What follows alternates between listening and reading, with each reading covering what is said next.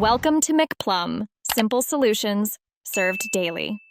You start by targeting the exact area to fix. Select the full sheet or a specific range where empty rows or columns appear. Once selected, use Home right arrow find and select right arrow go to special and choose blanks.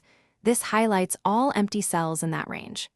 With blanks highlighted, choose Home right arrow delete and pick delete sheet rows or delete sheet columns depending on orientation. Doing this removes structural gaps quickly and keeps adjacent data aligned.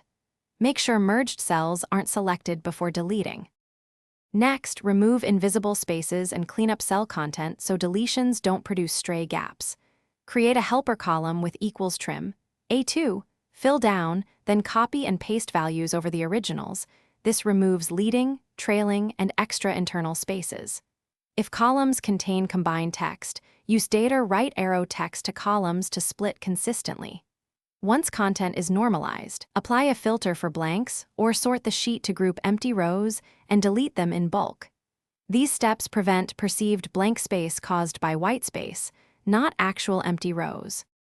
Finish by resetting Excel's perception of the sheet and verifying layout. Save, close, and reopen the workbook so Excel recalculates the used range. This often clears phantom empty rows or columns. Then review print area, remove manual page breaks, and adjust column widths or wrap settings so no extra white space appears when viewing or printing. Finally, save a backup before major deletes.